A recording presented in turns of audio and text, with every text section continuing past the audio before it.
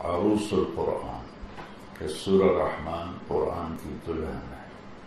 سورہ یاسین کو قرآن کا دل کہا جاتا ہے، قلب القرآن، یہ قرآن کی دل ہے. سورہ بقرہ کو سید القرآن کہا جاتا ہے. سورہ بقرہ قرآن کی سردار ہے. ایک روایت میں آتا ہے کہ جتنے اللہ نے آسمانی علوم کتابیں اتاری ان سب کا سردار قرآن پاک ہے، اور قرآن کی سردار سورہ بقرہ ہے، اور سورہ بقرہ کی سردار آیت الکرسی ہے، جس میں اللہ صرف اپنا تعارف کراتا ہے، اور اتنا جاندار تعارف ہے کہ اللہ ایک دعویٰ کرتا ہے، اللہ، میں اللہ ہوں. ہمارے بر صغیر میں ہم خدا کہتے ہیں، منع نہیں کہنا، لیکن لفظ خدا میں وہ نورانیت نہیں جو لفظ اللہ میں ہے، کیونکہ وہ تو اللہ نے خود اپنا نام رکھ کر کہا کہ اننی انا اللہ، بے شک، شک و شبہ سے بالا تر میں ہی اللہ ہوں. تو اس کی عادت ڈالیں کہ خدا کی بجائے اللہ کہا کریں، کہ جو لفظ اللہ کا نور ہے وہ زمین سے آسمان تک پھیل جاتا ہے.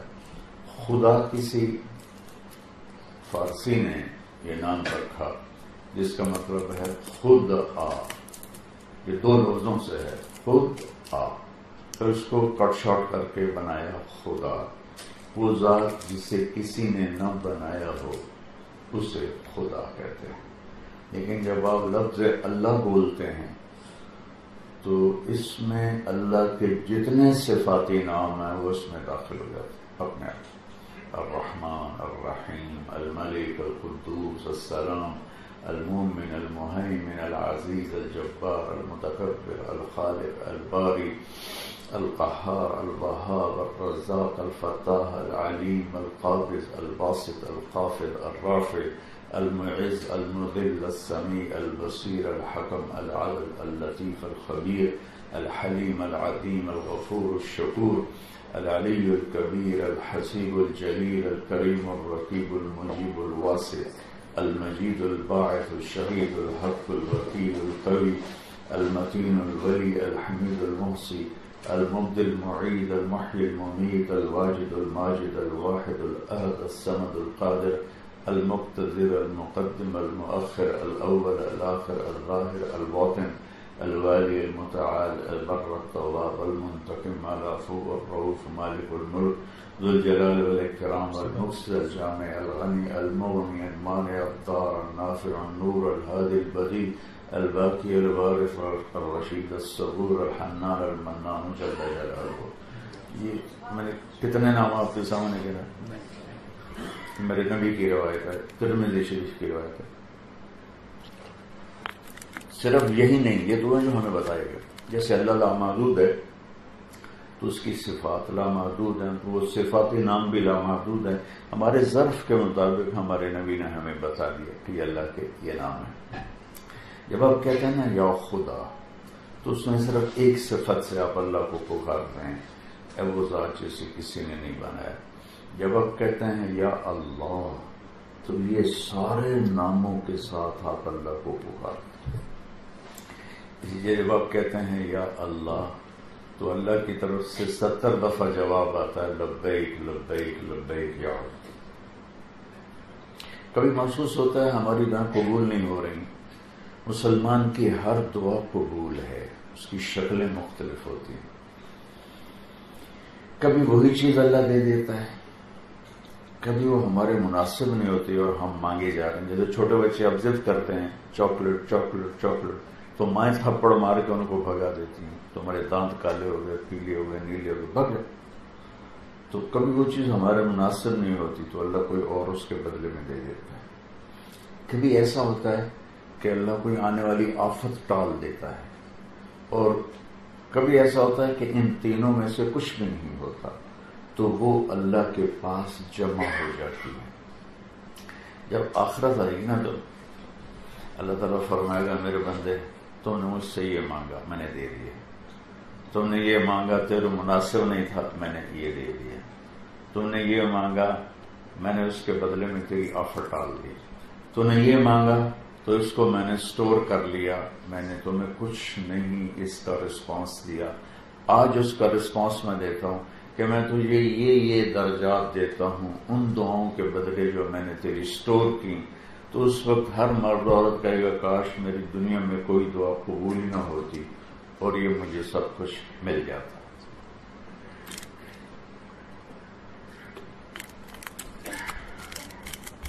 اللہ اپنا نام لیتا ہے، اللہ، میں اللہ ہوں، ایک دعویٰ، پھر لا الہ الا ہو، یہ دوسرا دعویٰ، میرے سوا کوئی معبود نہیں، اور صرف معبود نہیں، کوئی میرے سوا مالک نہیں، کوئی میرے سوا شہنشاہ نہیں، اس کو اب جتنا پھیلا دے۔ تو اس کی دلیل کیا ہے؟ یا اللہ کہ تو اللہ ہے اور تو اکیلا ہے اور تیرے سوا کوئی نہیں۔ تو آگے اللہ اس کے دلائل دیتا ہے، الحی، میرے سوا کوئی ہمیشہ زندہ دکھا دو، کوئی نہیں، جو آتا ہے جاتا ہے۔ دنیا کا سب سے بڑا فاتح تھا چنگیز خان، آج اس کی قبر کا بھی پتہ نہیں۔ پھر کہتا القیوم، میں ہمیشہ قائم ہوں، روٹی کے بغیر، پانی کے بغیر، ہوا کے بغیر، مکان کے بغیر، اس کو اور جتنا پھیلا دیں تو اور کوئی قیوم نہیں ہے۔ لا تأخذہ سنہ، تیسری دلیل، مجھے اونگ نہیں آتی، ہم نماز میں اونگ رہے ہوتے ہیں، ولا نوم، اللہ سوتا نہیں، ہم سب سوتے ہیں، لہو ما فی السماوات و ما فی الارض، یہ سب دعوے چلے، الحی القیوم لا تأخذہ سنہ ولا نوم۔ پانچواں ہے لہو ما فی السماوات و ما فی الارض، زمین آسمان میں میری بادشاہی ہے، تم اس میں کوئی شریک دکھا دو، کوئی پارٹنر دکھا دو، کوئی میرا مقابل دکھا دو۔ اللہ نے قرآن میں چیلنج کیا، هل تعلم له سمیہ، کوئی ہے میری ٹکر کا تو دکھا دو۔ اور میرے نبی فرماتے ہیں اللہم انت احق من ذکر و احق من عبد و انصر من ابتغی و ارحف من ملک و اجود من سئل و اوسع من اعطى، انت الملک لا شریک لک والفرد لا ند لک۔ یہ صبح شام کی دعا ہے میرے نبی، اے اللہ تیری سوا کوئی نہیں جس کو میں یاد کروں، تیری سوا کوئی نہیں جس کی میں بندگی کروں، تیری سوا کوئی نہیں جس کے سامنے میں ہاتھ پھیلاؤں، تیرے سوا کوئی نہیں جس کو ہمیشہ بقا حاصل ہے، تیرے سوا کوئی نہیں جو تیری ٹکر کا ہو۔ یہ صبح شام کی میرے نبی کی دعا ہے۔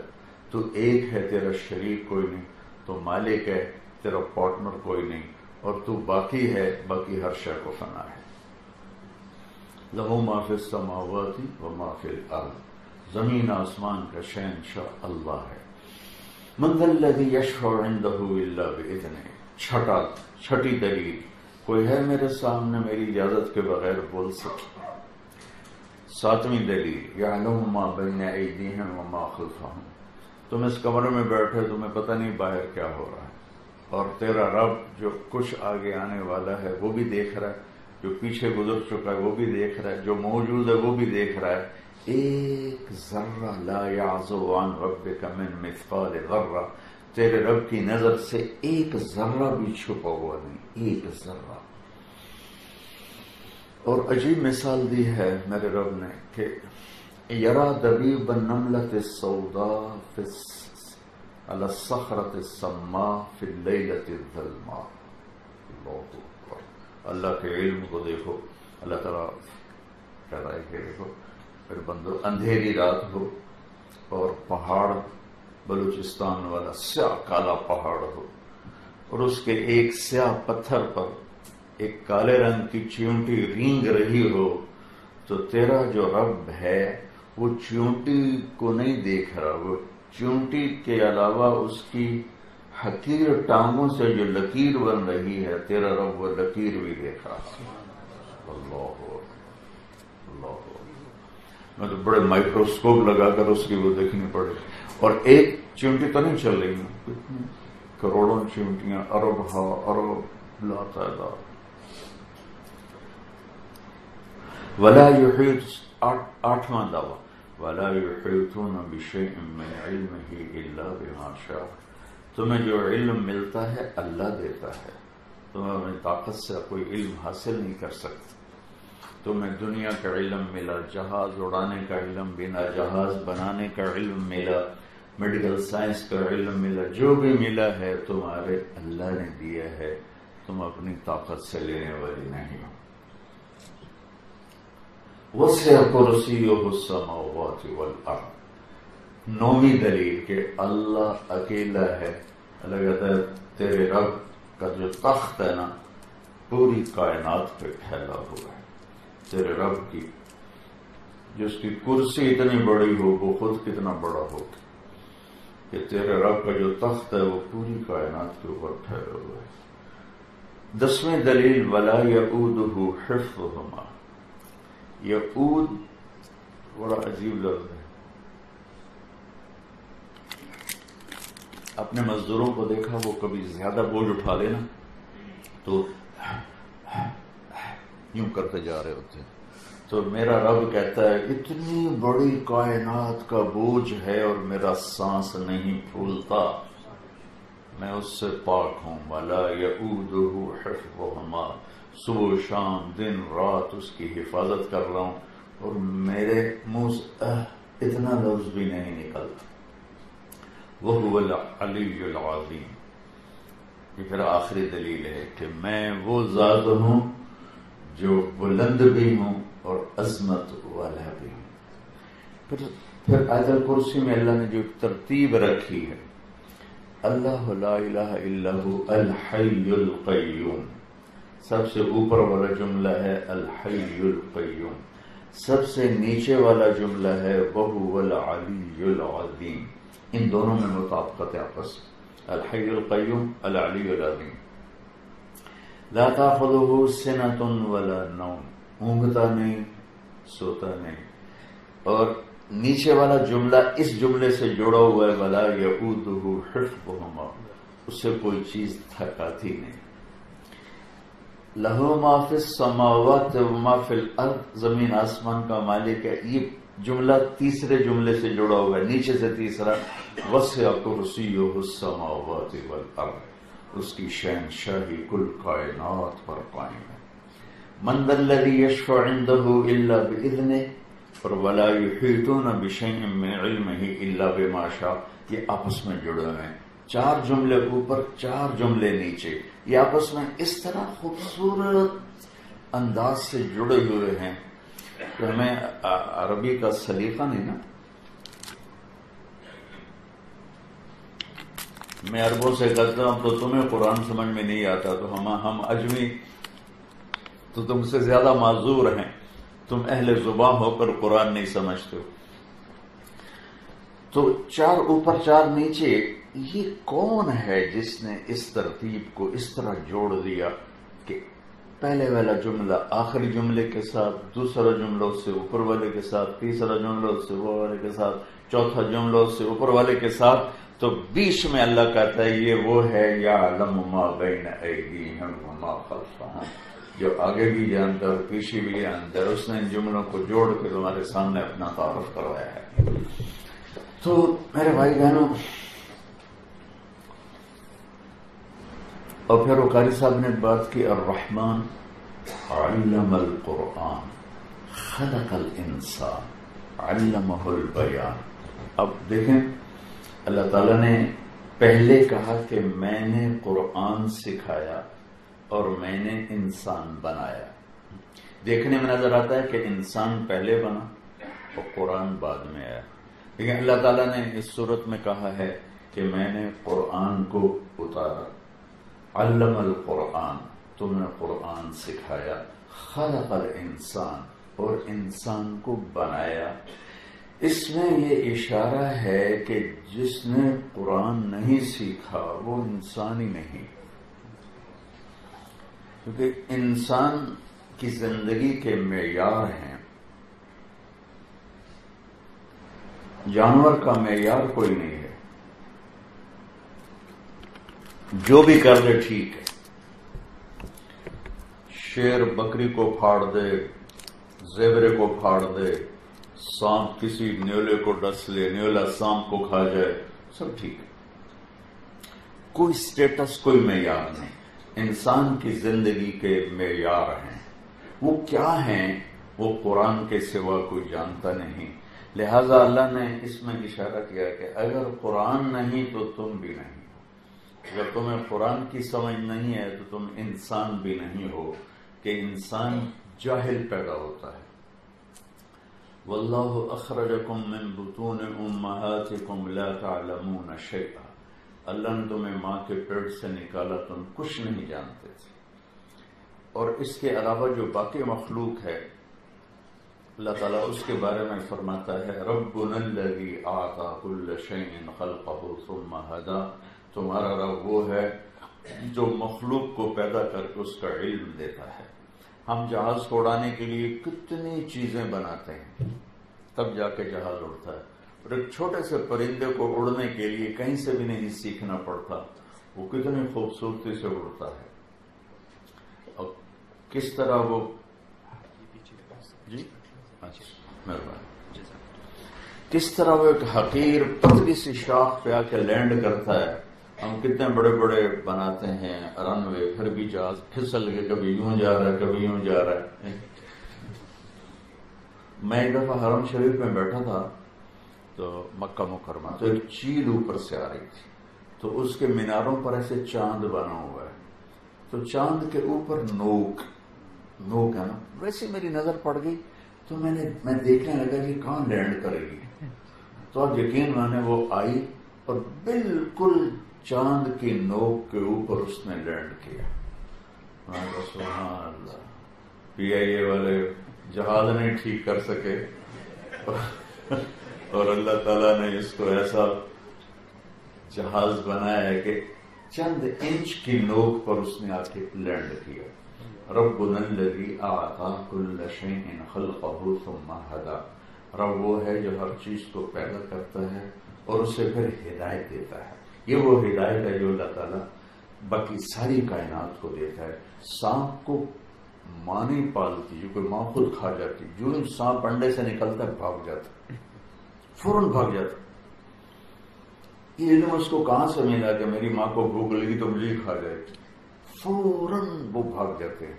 انہیں کون بتاتا ہے کہ تمہارے تالو میں زہر کی تھیلی ہے جس سے تم اپنا شکار کر سکتے ہو؟ یہ اللہ کے نے مخلوق کو جو علم دیا، میں اس کی آپ کو مثال پیش کر رہا ہوں۔ انسان جاہل پیدا ہوتا ہے، لہذا اسے علم چاہیے، اور سب سے پہلا علم وہ ہے کہ مجھے ایک اچھا انسان کیسے بننا ہے۔ اچھا پائلٹ ہونا ایک اضافی خوبی ہے، لیکن اچھا انسان ہونا مرکزی خوبی ہے، اور اچھا انسان مرد عورت اچھے بنے اس کے لیے قرآن کے سوا کوئی رہبری اور روشنی نہیں۔ تو یہ ایک بات مجھے آپ کے قاری صاحب کی برکت سے میرے ذہن میں آئی، میں نے آپ کو کھول کے بتا دی۔ اب قرآن کا قانون کیا ہے، اور قرآن ہمیں قانون کیا دیتا ہے کہ بگاڑ دنیا کے جو حالات خراب ہوتے ہیں کیسے ہوتے ہیں۔ ظہر الفساد فی البر والبحر بما کسبت ایدی الناس، میرے بندو جو تمہارے حالات خراب ہوتے ہیں نا، تمہارے اپنے ہاتھوں کی کمائی ہوتے ہیں۔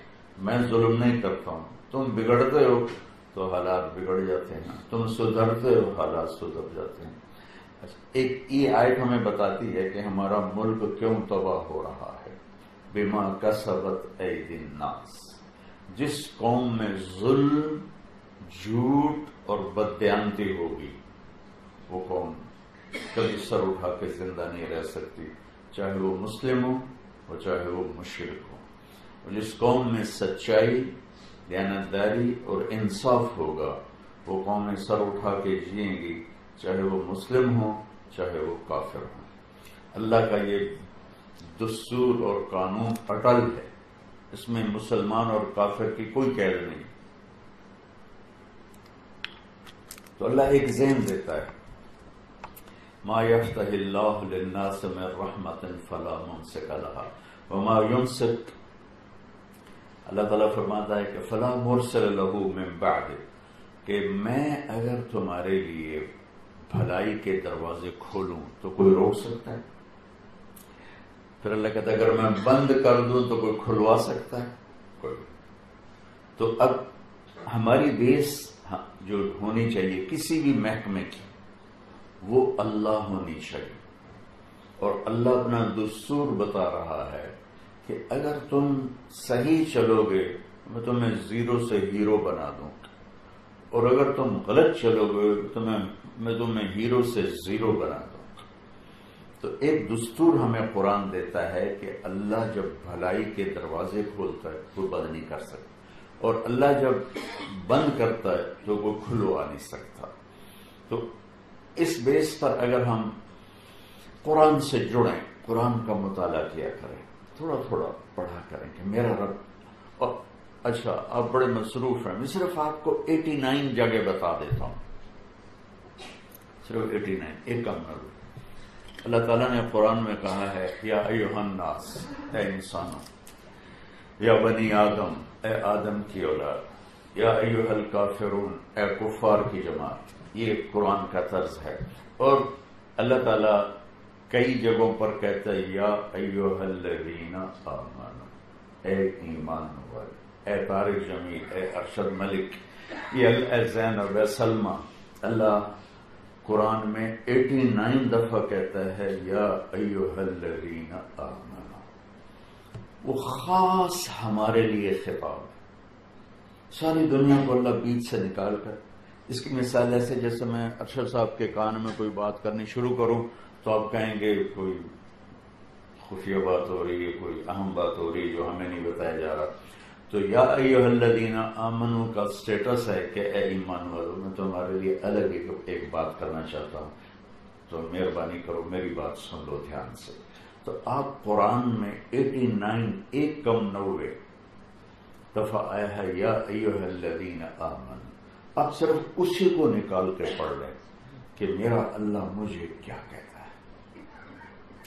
آخری جو قرآن میں ہے نا یا ایھا الذین آمنوا 28ویں سپارے میں مثالن میں پیش کر دوں.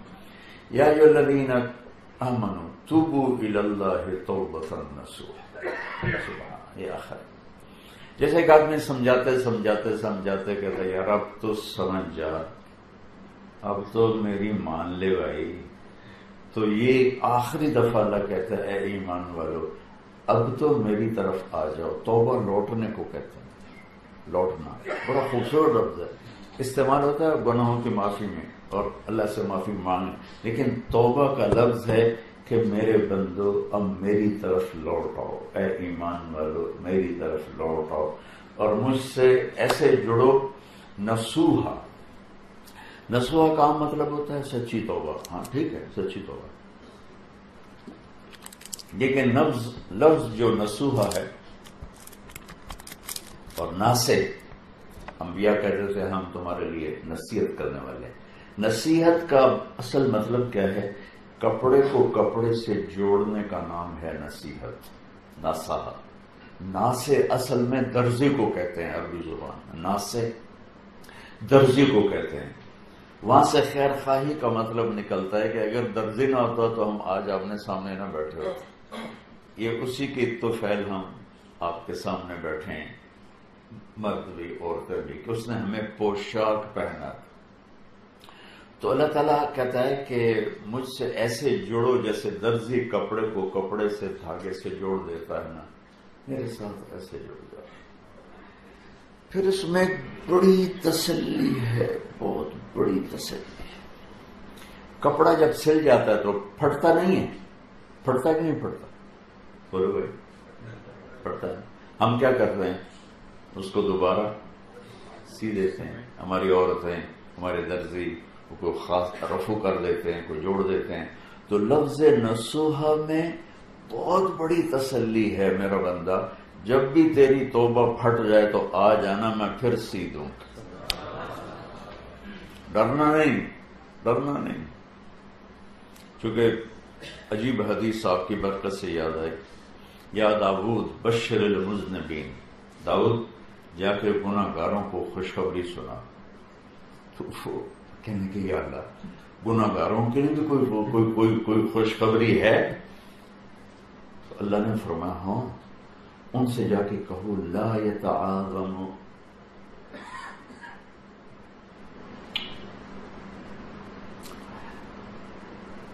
ان سے جا کر کہو لا يتعاظم علی ذنب ان اغفر، میرے بندو جتنے بڑے مرضی گناہ کر لو میرے لیے معاف کرنا مسئلے کو۔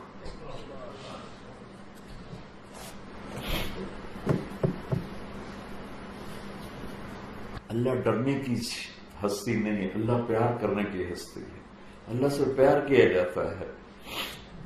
ڈرنا دوسرا درجہ ہے، پیار کرنا پہلا درجہ ہے۔ یا اللہ میں آپ سے محبت ہے، یہ پہلا درجہ ہے۔ میں ابھی آسٹریلیا سے آ رہا ہوں تو مستورات کہنے لگی بچے ہم سے ڈرتے نہیں۔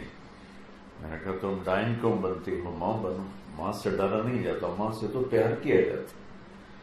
تم نے یہ تصور بنا لیا کہ بچے ہم سے ڈرتے نہیں، تم بچوں سے پیار کرو، بچوں کو عزت دو تو بچے تمہارے سامنے جھک جائیں گے۔ ایسی بیچ میں بات آ گئی تو تھوڑا سا بتا دوں، میرے نبی نے اولاد کے لیے بڑا عجیب لفظ استعمال فرمایا، محبت کا نہیں کہا، محبت تو فطری ہوتی ہے، اس کے لیے تو کوئی تکلف نہیں کرنا پڑتا۔ میرے نبی نے اس سے اگلا سٹیپ بتایا، اکرموا اولادکم، اپنی اولاد کو عزت دو پھر وہ تمہارے سامنے جھکے گی۔ محبت کھانا اس کے لیے ہے، کپڑے اس کے لیے، سواری اس کے لیے، اسکول لے جانا، اسکول سے لے آنا، کتنے مشقت کے کام۔ اس سے اگلا سٹیپ ہے اکرموا اولادکم، اپنی اولاد کو عزت دو پھر وہ تمہارے سامنے جھکیں گے۔ والدین ان سے عزت کی ڈیمانڈ کرتے ہیں اور ان کو عزت نہیں دیتے، جس کی وجہ سے فاصلہ پیدا ہو جاتا ہے۔ تو اللہ تعالیٰ نے کہا داؤد میرے بندوں سے کہو ڈرو نہیں، جتنے بھی بڑے سے بڑے گناہ ہیں تم توبہ کرو، میں سارے معاف کر دوں۔ اور اگلی سنو، وَأَنذِرِ الْمُتَّقِينَ، داؤد میرے نیک بندوں کو جا کے ذرا دھمکی دو، میرے نیک بندوں کو جا کے دھمکی دو، اللہ يعجبوا بأعمالهم، کہ اپنی نیکی کے تکبر میں مبتلا نہ ہوں ورنہ ان کی نیکیوں کو برباد کر دوں گا۔ سبحان اللہ، کیا بات۔ تو لفظ نصوحہ میں چونکہ انسان کے اندر بھول ہے، آج توبہ کرتا ہے کل توڑ دیتا ہے، تو پھر وہ مایوس ہو جاتا ہے، کیا فائدہ ایسی توبہ کا، ادھر توبہ کرتے ہیں ادھر توڑ دیتے ہیں۔ تو اس مایوسی سے نکالا، اپنی رحمت کو بتایا کہ اے ایمان والو توبہ کرتے جاؤ، جب پھٹ جائے تم آنا میں سی دوں گا، اپنی رحمت کے دھاگے سے سی دوں گا۔ اور توبہ کرتے کرتے مر گئے۔ آپ کو ایک عجیب حدیث سنوں، میرے نبی نے فرمایا جو دن میں 70 دفعہ توبہ توڑے اور پھر معافی مانگے تو اللہ کا محبوب ہی رہے گا، نافرمان نہیں ہوگا۔ ما اسر من استغفر وإن عاد في اليوم 70 مرة، یہ حدیث کے الفاظ ہیں۔ 70 سے مراد ہوتا ہے بہت دفعہ، جیسے ہمارا اردو میں ہوتا ہے 100 دفعہ، 100 دفعہ سے مراد ہوتا ہے میں نے تمہیں بہت دفعہ سمجھایا تم نہیں سمجھو، تو 70 کا عربی میں یہی مطلب ہے بہت دفعہ، جو دن میں بہت دفعہ توبہ کرے لیکن پھر توبہ توڑے، پھر توبہ کرے، پھر توڑے، پھر توبہ کرے، تو اللہ اس سے دوستی نہیں ہٹاتا، اس کو اپنا دوست بنا کے رہتے۔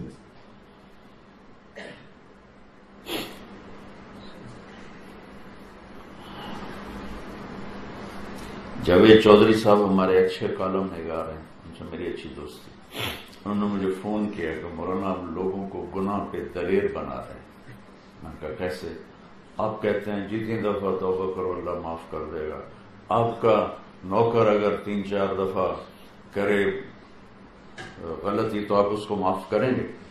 میں نے کہا یار جاوید چودھری تو اتنا پڑھا لکھا آدمی ہے اور ایسی بے وقوفی کی بات کر رہا، تو نے اللہ اور طارق جمیل کو ایک کر دیا، تم نوکر کہتے ہو؟ میں نے کہا میرا بیٹا میری نافرمانی کرے گا میں گھر سے نکال دوں گا، وہ اللہ ہے۔ لا تضره الذنوب ولا تنقصه المغفرة، کہ جسے گناہوں کے کرنے سے اس کو کوئی نقصان نہیں ہوتا اور معاف کرنے سے اس کی رحمت میں کمی نہیں آتی. طارق جمیل تو بیٹے کو گھر سے نکال، میرے باپ نے مجھے گھر سے نکال دیا تھا کہ تو نے مولوی بننا ہے تو میرے گھروں نکل جا. 23 نومبر 1972 میں گورنمنٹ کالج میں تھا، میڈیکل لائن میں جا رہا تھا، تو اللہ نے مجھے تبلیغ میں لگا دیا. تو پھر میں نے آ کر کہا کہ میں اب ڈاکٹر نہیں بنوں گا، میں علم حاصل کروں گا. تو ہمارے دیہاتی ماحول اور جو ہمارا جانگلی ماحول ہے، ہم جانگلی ہیں، دریا کے کنارے رہنے والے زمیندار، چوروں کے سرپرست، ڈاکوؤں کے سرپرست، چوری کروانے والے، ڈاکے ڈلوانے والے. تو اس ماحول میں مولوی تو ایک نوکر تھا. تو وہ اس قدر ڈسٹرب ہو گئے کہ کہاں مجھے لاہور پڑھایا سارا، اب کہاں میں کیا کہہ رہا ہوں. تو انہوں نے پہلے تو مجھے سمجھاتے رہے 6 مہینے، لیکن اللہ نے میرے دل میں ڈال دیا تو میں نہیں مانا. تو پھر انہوں نے کہا چلیے تو مولوی بننا ہے تو میرے گھروں نکل جا. میں 23 نومبر کو گھر سے نکل گیا. تو میں نے کہا انسان اور اللہ پاگل ہو گئے.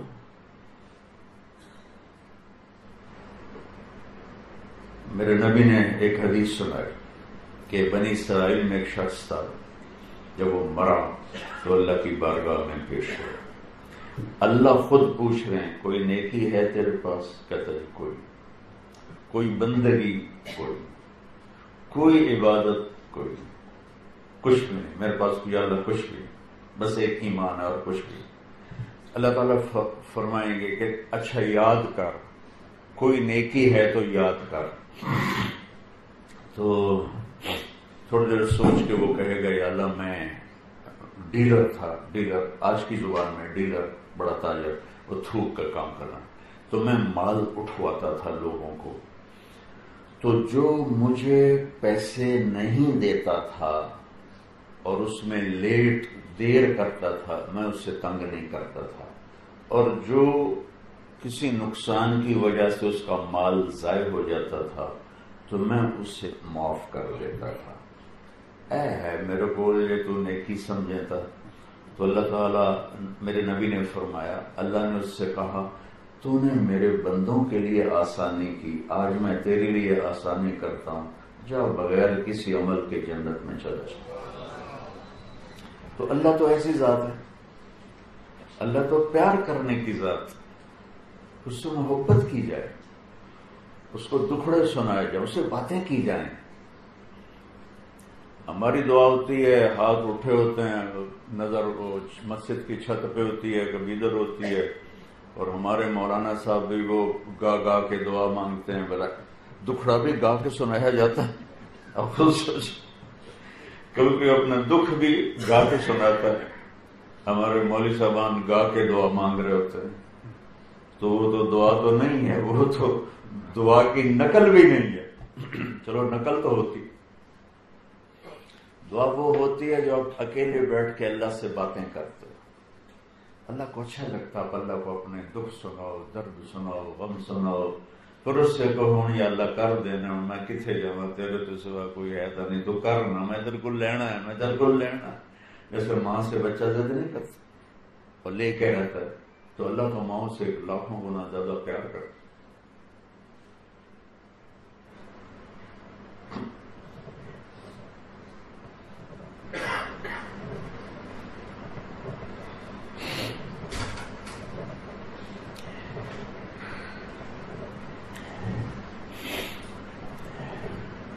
دوسری بات آپ کے نعت خواں سے میری میلاد کے لفظ سے، کہ مجھے اچانک حدیثیں یاد آ گئی. جب آپ پیدا ہوئے تو ایک سمندر کی مچھلیوں نے دوسرے سمندر کی مچھلیوں کو جا کے مبارک دی. آپ کو پتا ہے کہ سمندر کی مچھلیاں اپنے سمندر کے علاوہ دوسرے میں نہیں جاتی. وہ اس واٹر کی تھکنس کو، ٹیمپریچر کو اتنا جانتی ہیں کہ جو ہی وہ دوسرے سمندر کے بارڈر کو ٹچ کرتی ہیں واپس ہو جاتی ہیں. اور جو قاری صاحب نے آیت تلاوت کی مرج البحرین یلتقیان، میں ساؤتھ افریقہ گیا تو میں نے کہا مجھے دکھاؤ انڈین اور پیسیفک اوشن جہاں ملتے ہیں، مجھے وہاں لے جاؤ۔ ان کو بہت دور ہے، میں نے کہا چلیں گے۔ تو میں نے وہاں جا کے آنکھوں سے دیکھا کہ دونوں سمندر اس طرح ملتے ہیں، لیکن ایک کے پانی کا رنگ الگ ہے، دوسرے کے پانی کا رنگ الگ ہے۔ ان میں ایک قدرتی لکیر صاف نظر آتی، یہ ادھر نہیں جا رہا، یہ ادھر نہیں جا رہا۔ تو ایک جگہ ایسے ٹکر سی ہوتی تھی اور جھاگ نکلتی تھی، میں سمجھا یہاں کوئی چٹان ہے جس سے پانی ٹکراتا ہے اور اچھلتا ہے۔ تو مقامی آدمی نے مجھے کہا کہ آپ وہ دیکھ رہے ہیں جو سمندر اچھل رہا ہے؟ میں نے کہا جی۔ یہاں کیا ہے؟ میں نے کہا کوئی پتھر ہوگا۔ کہا نہیں، پتھر نہیں ہے، یہ پانی دونوں ٹکراتے ہیں اور واپس چلے جاتے ہیں، ملتے نہیں ہیں۔ بینہما برزخ لا یبغیان، ہم نے اس میں پردہ ڈال دیا ہے، وہ ایک دوسرے میں ملتے نہیں۔ لیکن جس دن میرے نبی پیدا ہوئے، ایک سمندر کی مچھلیوں نے دوسرے سمندر کی مچھلیوں کو جا کے مبارکباد دی کہ کائنات، مقصد کائنات آ گئے، مقصد کائنات آ گئے۔ اور دنیا میں جتنے بت تھے سارے زمین پر گر گئے۔ اور ایران آتش پرست تھے، تو 1000 سال سے مسلسل ان کی حکومت تھی اور مسلسل 1000 سال سے آگ جل رہی تھی۔ وہ عود کی لکڑی جو خوشبودار ہوتی ہے وہ لا کے جلاتے تھے۔ ایک دم آگ بجھ گئی، ایک دم۔ تو وہ بڑا حیران ہوا کہ آگ کیسے بجھ گئی۔ اور نوشیروان نے ایک محل بنایا تھا، اس کے 14 اوپر ایسے برج تھے کافی، اس میں سے 14 برج ٹوٹ کے نیچے گر گئے۔ وہ اسی پر پریشان تھا کہ یہ تو چٹانیں تھیں، کوئی جڑے ہوئے پتھر نہیں تھے کہ سیمنٹ نکل گیا، یہ کیسے ٹوٹ گئے؟ تو اتنے میں بھاگتا ہوا آیا وہ آتش کدے کا جو نگران تھا، کہا حضور آگ بجھ گئی۔ تو وہ بڑا حیران ہوا، یہ کیا ہوا؟ تو اس نے حیرہ، ایک شہر تھا عراق میں، پتہ نہیں اب ہے کہ نہیں ہے، وہاں کے گورنر کو لکھا کہ کوئی آسمانی کتابوں کا عالم ہو تو میرے پاس بھیجو۔ تو ایک عیسائی تھے، وہ اس وقت کے مسلمان تھے، جو کبھی تو نبوت شروع نہیں ہوئی تھی ہمارے نبی کی، اس کا نام تھا عبد المسیح۔ انہوں نے اسے بلایا اور کہا کہ یہ میرے محل کے 14 برج ٹوٹ گئے، آگ بجھ گئی، کوئی دنیا میں تبدیلی آئی ہے بتاؤ؟ اس نے کہا جی میرا علم بھی اتنا نہیں ہے، میرا ماموں ہے دمشق میں رہتا ہے شام، اس کا نام ہے سطیح، میں اس سے پوچھ کے بتا سکتا ہوں۔ ان کا جلدی جاؤ اور جواب لے کے آؤ۔ جب وہ دمشق پہنچے تو سطیح رحمت اللہ علیہ وہ موت کے سکرات میں تھے۔ تو انہوں نے ان کو ہلایا، انہوں نے آنکھیں کھولی تو کہا میں عبد المسیح ہوں۔ تو ان کے سوال کیے بغیر سطیح رحمت اللہ علیہ کہنے لگے بعثک ملک بنی ساساں لارتجاس الایواں وخمود النیران، کہ اچھا تمہیں ایران کے بادشاہ نے مجھے بھیجا ہے کہ آگ کیوں بجھ گئی اور برج کیوں ٹوٹ گئے۔ تو وہ بڑے حیران ہوئے کہ ان کو کیسے پتا چلا؟ تو کہنے کہ بیٹا اس سے کہو اذا ظہر صاحب الحراب، جب وہ نبی آئے گا آخر الزمان تو پھر نہ ایران رہے گا نہ عراق رہے گا، یہ سب کچھ اس کی قدموں تلے ہوگا۔ اور 14 برج کا مطلب ہے کہ 14 نوشیروان کے بعد بادشاہ آئیں گے اور اس کی حکومت ختم ہو جائے گی۔ تو انہوں نے واپس آ کے جواب دیا تو انہوں نے کہا چلو 14 تو بڑی مدت ہے، لیکن 7 سال میں 14 بادشاہ گزر گئے، 7 سال میں بغاوتیں اور قتل اور اس طرح کر کے 14 بادشاہ صرف 7 سال میں گزر گئے۔ اور اللہ تعالیٰ نے ایران کا اور یہ سارا اللہ اپنے نبی کے قدموں میں ڈال دیا۔ تو دوسری بات میں یہ عرض کروں گا کہ ہم اپنے محبوب سے جڑیں، ان کی سیرت کا مطالعہ کریں، ان کو پڑھیں کہ اتنے عظمتوں کی لفظ عظمت بھی آپ کے لیے چھوٹا ہے۔ دیکھو آپ جہاز سے اڑتے ہو یا پھر جو خلائی راکٹ ہے وہ کچھ اوپر جاتا ہے، اور اس کو ان کو جو خلائی لباس پہناتے ہیں وہ اربوں ڈالر میں تیار ہوتا ہے، اس میں وہ پتہ نہیں کیا کیا کرتے ہیں جس کے ذریعے سے پھر وہ اوپر جاتے ہیں۔ ہمارے نبی دھوتی کرتے چپل میں 7 آسمان چیر کے اللہ کے پاس پہنچ گئے، تو کیا پرواز ہے۔ آپ بلندی پرواز دیکھیں کہ سدرۃ المنتہا پہ جبریل آ کر روک گئے کہ یا رسول اللہ اس سے آگے میں نہیں جا سکتا، آج کی زبان میں اس سے آگے کا میرے پاس ویزا کوئی نہیں۔ تو اللہ نے اوپر سے ایک تخت اتارا، اس پر اپنے محبوب کو بٹھایا، وہ عرش آپ کے آنے سے پہلے جھوم رہا تھا کہ آج سرور کائنات کے قدم میرے اوپر پڑے۔ اللہ نے سارے پردے ہٹا کر کہا السلام علیک ایھا النبی، اے میرے محبوب آپ کا رب آپ کو سلام پیش کرتا۔ تو ہم کدھر ٹامک ٹوئیاں مار رہے ہیں؟ اپنے نبی کو فالو کرو، دنیا بھی آپ کی ہے، آخرت بھی آپ کی۔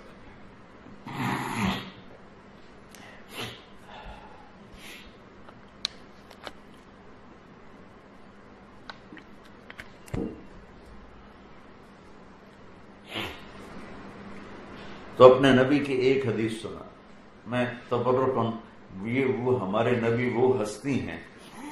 ایک قرآن کی آیت سناتا ہوں، لقد جاءکم رسول من انفسکم، سورہ توبہ کی آخری آیت۔ اس لفظ کو 2 طرح پڑھا جا سکتا ہے، من انفسکم، من انفسکم۔ میں افریقہ گیا، موریتانیہ، تو افریقہ میں اس لفظ کو پڑھتے ہیں من انفسکم، اور ہماری قرات میں ہے من انفسکم، مطلب تبدیل ہو جاتا ہے، لیکن گھومتا میرے نبی کے گرد ہے۔ ایک ہستی بھیج رہا ہوں جو تم میں سے ہے، اس جیسا کوئی خاندان دکھا دو مجھ کو، کوئی اس جیسا نسب والا دکھا دو مجھ کو کہ یہ وہ خاندان ہے جس پر ہمیں درود بھیجنے کا اللہ نے حکم دیا۔ اللہم صلی علی محمد وعلی آل محمد۔ آل محمد کیا چیز ہے کہ اللہ نے ہمیں حکم دیا کہ میرے نبی کی آل پہ درود پڑھو، اور اللہ کے نبی نے ہمیں وہ درود سکھایا، اللہم بارک علی محمد وعلی آل محمد۔ وہ کتنا ہی بد عمل ہو، اگر وہ سید ہے تو اس کے ہاتھ چوم، اگر وہ میرے نبی کی اولاد ہے اس کو عزت۔ کہ میرے نبی نے فرمایا قیامت کے دن کوئی رشتہ کام نہیں آئے گا، لیکن میں اپنے رشتے کو نبھاؤں گا، میں اپنی اولاد کی شفاعت کروں۔ اس سے مراد حسن حسین نہیں ہے، ان سے جو نسل چلی وہ ہیں۔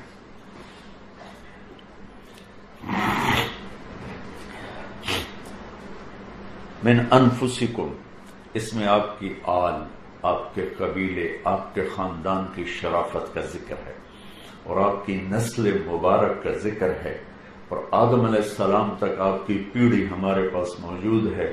محمد بن عبداللہ بن عبد المطلب بن ہاشم بن عبد مناف بن قصی بن کلاب بن مرہ بن کعب بن لوی بن غالب بن فہر بن مالک بن نضر بن کنانہ بن خزیمہ بن مدرکہ بن الیاس بن مضر بن نزار بن معد بن عدنان بن اود بن حمیسہ بن سلامان بن عوس بن بوز بن قموال بن ابی بن عوام بن ناشد بن حزا بن بلداس بن یدلاف بن طابق بن جاحم بن ناحش بن ماخی بن عفی بن ابقر بن عبید بن الدعا بن حمدان بن سنبر بن یثربی بن یلحن بن ارعبا بن عیدی بن ذشان بن عیسر بن اقناد بن ایہام بن مقصر بن ناہد بن زارع بن سمی بن مزی بن عرام بن قیدار بن اسماعیل بن ابراہیم بن آدر بن ناحور بن سرود بن رعوب بن فائل بن عابر بن ارفخشاد بن سام بن نوح بن لامک بن متوشالح بن ادریس بن یلد بن ملہل ایل بن قنان بن آنوش بن شیس بن آدم علیہ السلام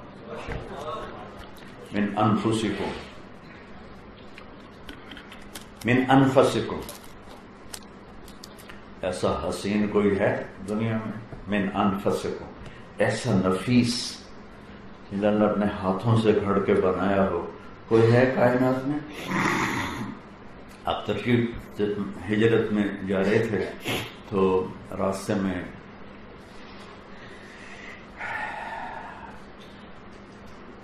ایک جگہ بھوک لگی تو وہاں ایک خیمہ دیکھا، اس میں گئے تو ایک بڑھیا بیٹھی تھی، ام معبد الخزاعیہ ان کا نام تھا۔ تو ان سے کہنے لگے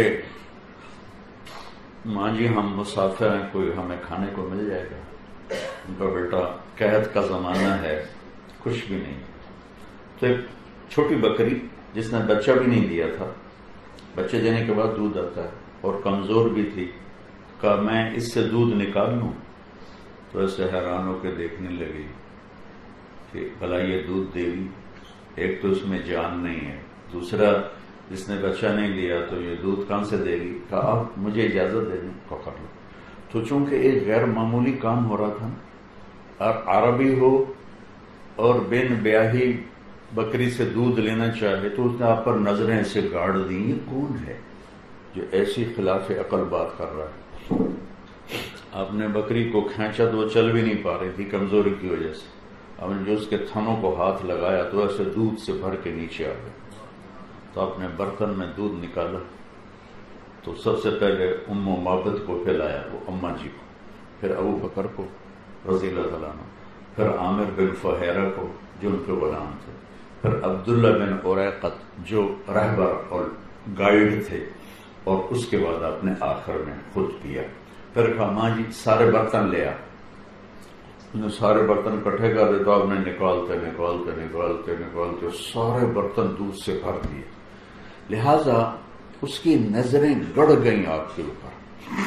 شام کو جب اس کا خامند آیا انہوں نے کہا یہ دودھ کہاں سے ہے؟ کیسے بکری سے؟ کہا پاگل ہو گئی، یہ تو کوئی دوریا نہیں جانا، دودھ کتوں دے گئی؟ تو کہنے لگے ایک کوئی آدمی آیا تھا جادوگر، اس کے ہاتھوں کی کوئی برکت تھی۔ کہ وہ کیسا تھا ذرا مجھے بتاؤ تو صحیح۔ تو وہ جو جملے بول گئی آج تک وہ ایک ایتھارٹی، میں ترجمہ بھی کروں گا لیکن آپ پہلے الفاظ کا ردم اور اس کی موسیقی کو محسوس کریں۔ ان پڑھ کہنے لگی رأیت رجلا ظاہر الوضاء ابلج الوجه حسن الخلق لم تعره فجر ولم تزري به سعلة وسيم قصيم في عينيه دعج في أشفاره وطف في صوته سحر في لحيته كثافة في عنقه سطر أزج أقرا أحول أكحل إن تكلم علاه البهاء وإن سكت علاه الوقار وكأن منطقه خرزات النر من ينحدرن۔ آپ کو تھوڑا پتہ کو ریدم سمجھ میں آیا نا؟ کیا شاعری ہے، کیا موسیقی ہے۔ اس نے کہا میں نے ایک جوان دیکھا، مجھے یوں لگا جیسے 14ویں کا چاند کپڑے پہن کے زمین پہ آ گیا، انسانی شکل میں ڈھل کے آ گیا ہو۔ کیا خوبصورت تھے، کیا حسین تھے، نہ ایسے دبلے پتلے کے بے روب ہو جائیں، نہ ایسے موٹے کے بدصورت ہو جائیں۔ ان کی آواز میں ایک جادو تھا، ان کی آنکھیں سرمگی تھیں اور کالی سیاہ پتلی لمبی اور موٹی تھی، ان کی داڑھی گھنی تھی، ان کی گردن لمبی تھی۔ وہ ایسے حسین تھے کہ جتنی دفعہ میں دیکھتی میرے دیکھنے کا شوق بڑھ جاتا۔ وسیم اس خوبصورت کو کہتے ہیں جس کو دیکھنے سے جی نہ بھرے، اور وہ ایک ہی آئے، محمد بن عبداللہ بس۔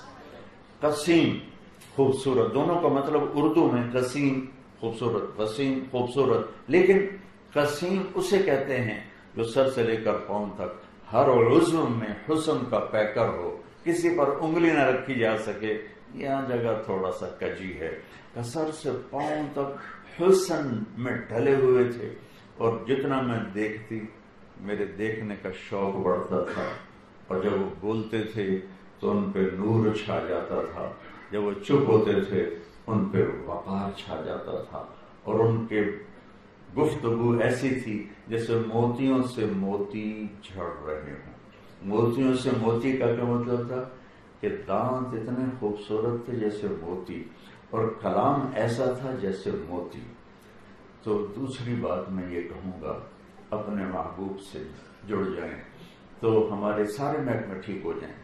اور آخر میں ایک حدیث سنا دیتا ہوں جس سے PIA بھی ٹھیک ہو جائے گا، پورا ملک ٹھیک ہو جائے گا۔ صرف ایک حدیث سناؤں گا، صرف ایک۔ ابھی تو میں نے صرف اللہ اس کے رسول کا تعارف کروایا کہ ہمارا اللہ کون ہے، ہمارا حبیب کون ہے۔ اب اپنے حبیب، ایک تو فرائض ہیں، نماز، روزہ، حج، زکوٰۃ، وہ تو آؤٹ آف بحث ہیں، اس میں تو کوئی کسی قسم کا کمپرومائز نہیں کیا جا سکتا۔ فرائض کے بعد صرف اب 4 باتیں ہیں۔ میرے نبی نے فرمایا 4 باتیں میری مان لو، دنیا بھی تمہاری ہے، آخرت بھی تمہاری ہے۔ صدق و حدیث ہے، ہمیشہ سچ بولنا، جھوٹ نہ بولنا۔ میرے ملک کی تباہی کا بہت بڑا سبب ہے جھوٹ۔ ہمیں کا صدق و حدیث ہے، سچ بولنا، جھوٹ کبھی نہ بولنا۔ حفظ و امانت ہے، امانت اور دیانت سے کام کرنا، کسی کو دھوکہ نہ دینا، کسی کو دھوکہ نہ دینا۔ حسن و خلیقت ہے، اپنے اخلاق اچھے رکھنا، بڑوں سے، چھوٹوں سے، اپنوں سے، غیروں سے۔ آپ حیران ہو گئے، میرے نبی نے فرمایا ابتساموں کا فی وجہ اخیک صدقہ، تیرا اپنے بھائی کو مسکرا کے ملنا صدقہ ہے، کسی کو مسکرا کے ملنا صدقہ۔ حسن و خلیقت ہے، اپنے اخلاق اچھے کرنا۔ اور چوتھا فرمایا عفت فی طعمۃ، رزق حلال کمانا۔ یہ 4 کام کر لو، دنیا بھی تمہاری، آخرت بھی تمہاری۔ میں نے آپ کو ساری شریعت 4 لفظوں میں بتا دی۔ صدق و حدیث ہے، سچ بولنا ہے۔ میرے نبی سے پوچھا گیا یا رسول اللہ مسلمان بزدل ہو سکتا ہے؟ آپ نے کہا کنجوس ہو سکتا ہے؟ آپ نے کہا جھوٹ بول سکتا ہے؟ نہیں، جھوٹ نہیں بول سکتا۔ حفظ و امانت ہے، امانت میں آپ سب امانت دار ہیں، جس سیٹ پر آپ بیٹھے ہیں وہ آپ کا امانت ہے۔ اس میں آپ نے دیانت کی تو میں آپ کو اللہ کی قسم اٹھا کے کہتا ہوں، ارشد ملک صاحب دیکھنے میں GM کی سیٹ پر بیٹھے ہیں لیکن دیانت داری سے کام کر رہے ہیں، تو مسجد کا نفل پڑھنے والا اور یہ دونوں برابر ہیں۔